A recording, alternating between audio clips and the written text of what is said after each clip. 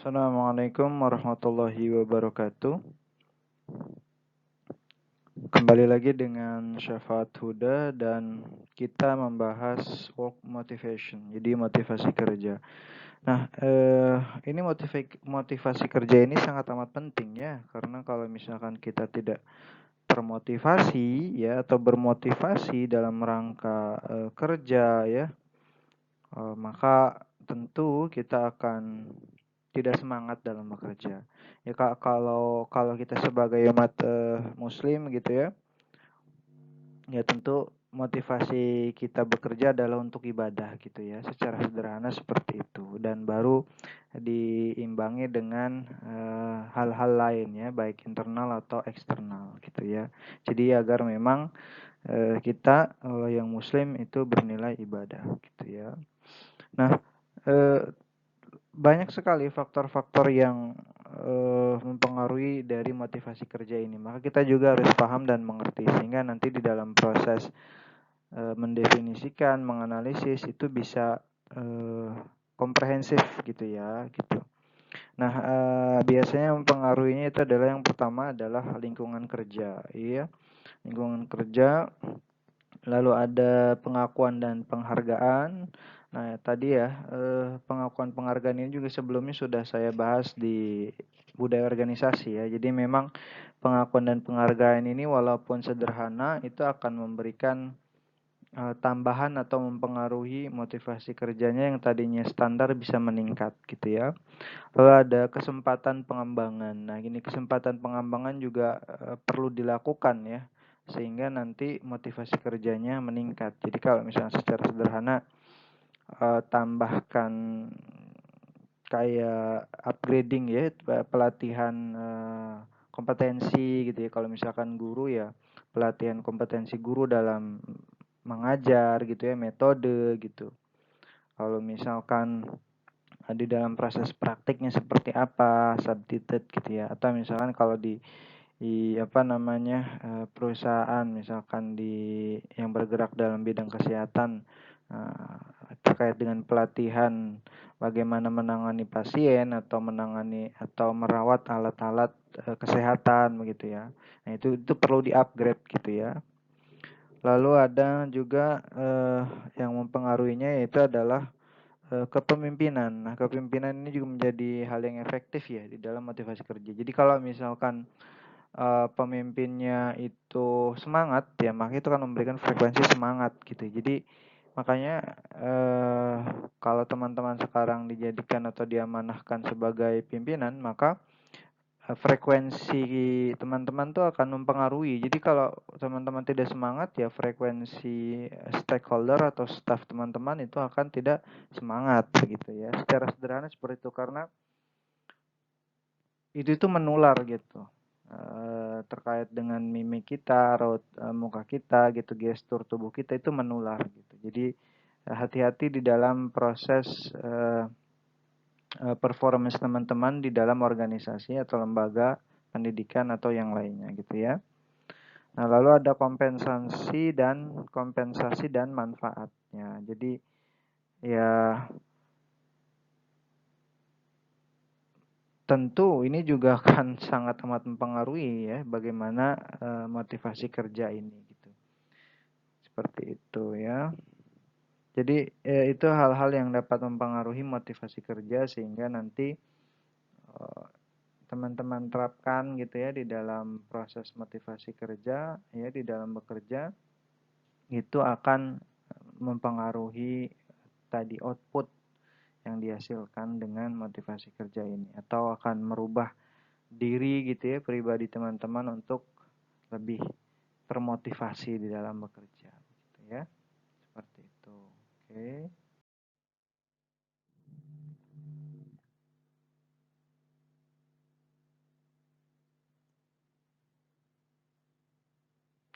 Nah, ini teori terkait dengan motivasi kerja ya.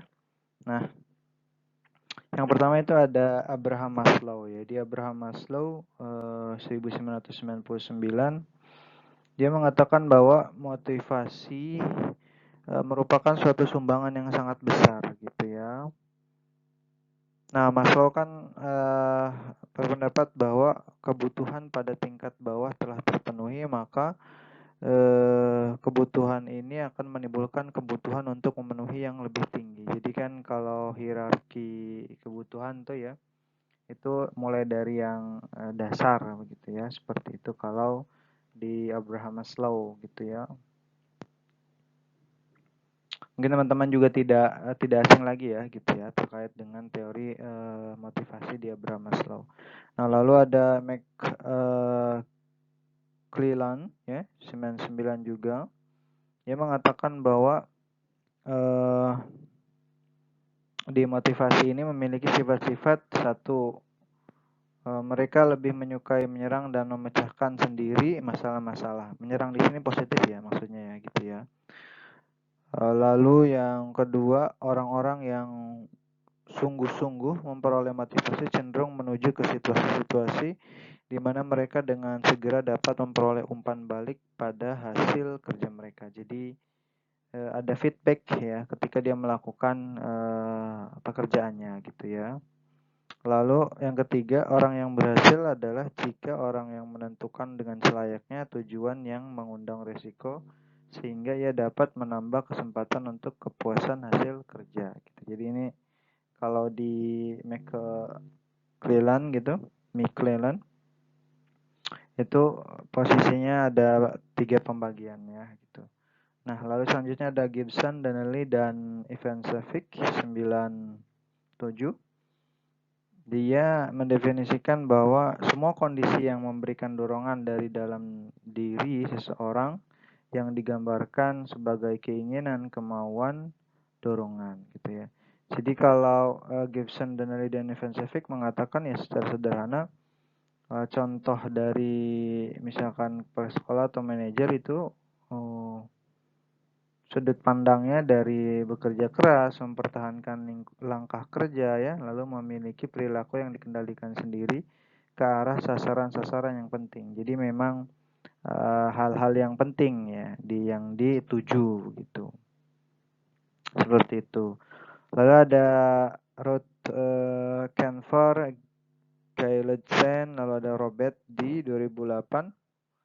Itu dia mengatakan bahwa merupakan proses psikologis. Jadi motivasi kerja itu proses psikologis yang menentukan atau memberi energi, arah, intensitas, dan ketekunan ya, tindakan dalam arus pengalaman yang terus berlanjut yang memberikan karakter pada seseorang sehubungan dengan pekerjaannya. Jadi memang ujungnya, endingnya adalah akan membentuk karakter gitu ya, seperti itu. Karena dia kontinuitas gitu ya terkait dengan motivasi kerja ini gitu.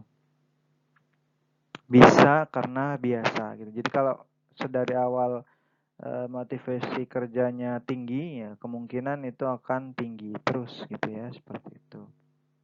Dan tentu dia sudah mengerti ya, menginsyafi tupoksinya dengan baik. Nah, selanjutnya ada Matheson dan Ivancevich ya. Motivasi kerja itu merupakan kebutuhan ya, dorongan dan rangsangan yang dapat memacu karyawan atau pegawai berperilaku sehingga bersedia bekerja gitu ya, sehingga bersedia bekerja. Tentu ya posisinya dengan adanya motivasi bekerja pun akan terdorong begitu ya, seperti itu. Baik.